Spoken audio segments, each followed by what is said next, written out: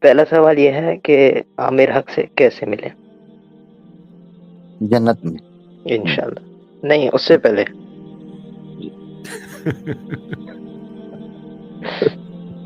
اس سے پہلے محشر میں مل لیں گے. چلیں ٹھیک ہے. تو اور دوسرا میرا یہ ہے کہ عامر حق کیسے بنے؟ عامر حق بالکل بھی نہ بنے. کیوں؟ مسلم بنے، مومن بنے. میں کچھ بھی نہیں ہوں بھائی. میری کیا حیثیت اوقات ہے؟ اللہ معاف کر، استغفر اللہ.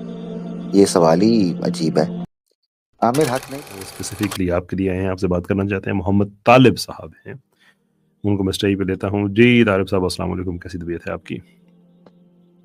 وعلیکم السلام. ہلو، جی جی جناب، کیسے ہیں آپ؟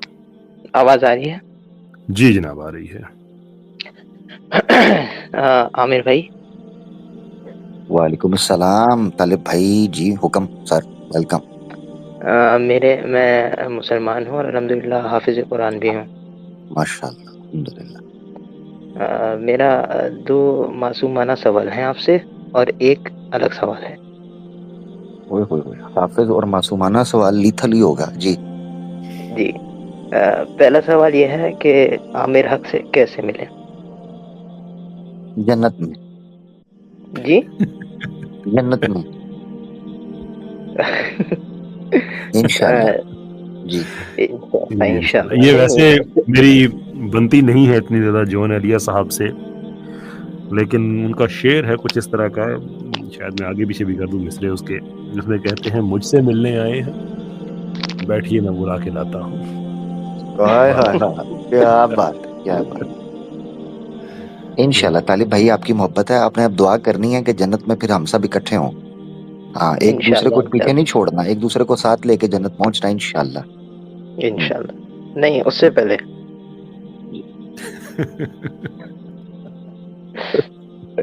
اس سے پہلے محشر میں مل لیں گے. چلیں ٹھیک ہے. تو اور دوسرا میرا یہ ہے کہ عامر حق کیسے بنے؟ عامر حق بالکل بھی نہ بنے. کیوں؟ مسلم بنے، مومن بنے. میں کچھ بھی نہیں ہوں بھائی. میری کیا حیثیت اوقات ہے؟ اللہ معاف کر، استغفر اللہ. یہ سوال ہی عجیب ہے. عامر حق نہیں بنے، مسلمان بنے، مومن بنے. اللہ پر ایمان لانے والا، اللہ کے رسول صلی اللہ علیہ وسلم پر فدا ہونے والا بنے. عامر حق کیا چیز ہے؟ عامر حق ایک مومن کے پیر دھو کر پینے والا شخص بن جائے گا. اللہ کے رسول پر فدا ہونے والا بنے. عامر حق آپ کے پاؤں کی دھول بن جائیں گے. عامر حق ارے بننے کا سمپل طریقہ یہی ہے. بہت اچھا، شکریہ. جزاک اللہ خیر. اور تیسرا سوال میرا یہ ہے کہ میں آپ لوگوں کو دیکھتا ہوں، ماشاءاللہ آپ لوگ بہت دین کا کام کر رہے ہیں، اور مطلب بہت اچھے طریقے سے الحمدللہ مفتی یاسر صاحب آپ لوگ، اور مطلب میرا بھی خواب ہے کہ میں دین کا کام کروں، مطلب میں کچھ بھی کر لوں، لیکن اللہ تعالیٰ مجھے اپنے دین کے لیے قبول کر لے. لیکن پھر میں اپنی دوسری سائڈ دیکھتا ہوں کہ مطلب میں نہ جسمانی طریقے سے طاقتور ہوں، نہ ایمان سے طاقتور ہوں، نہ میں پڑھائی میں طاقتور ہوں. تو بڑی مایوسی ہوتی ہے میرے بھائی. بھائی آپ اس اللہ کے ماننے والے ہیں جو چونٹیوں سے اپنا کام لیتا ہے. طاقت کس کا غرور ہوتا ہے؟ نہیں، ہاں وہ ٹھیک ہے بات کہ کس کا اللہ ضرور، تعالیٰ تو آپ بے چاہے گا، فکر نیت. جب اللہ تعالیٰ تو پھر چاہے گا تو کام لے. اللہ چاہے گا تو کام لے گا. جو نیت آپ نے کر لی، آپ کو پتہ ہی نہیں ہے یہ نیت لکھ دی گئی ہے. ایک چیز میں آپ کو لیکن بتا دوں، میں ایک چیز لیکن بتاؤں.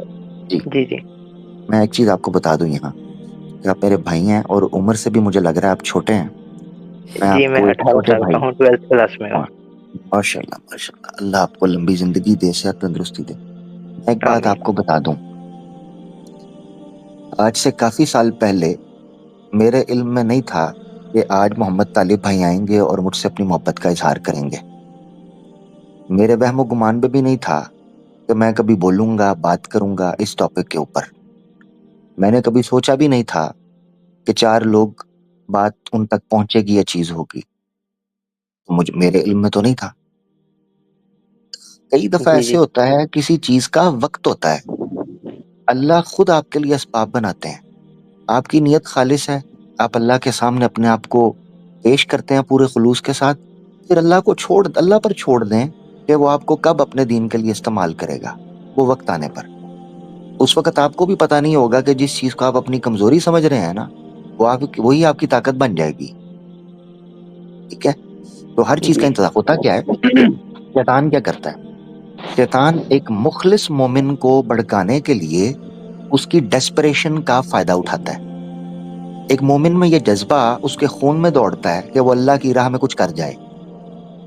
اگر کوئی مومن اللہ کی راہ میں کچھ نہ کرنے کا جذبہ نہ رکھتا ہو، وہ مومن ہی نہیں ہے، اس میں ایمان کی علامت ہی نہیں ہے، یہ قدرتی بات ہے۔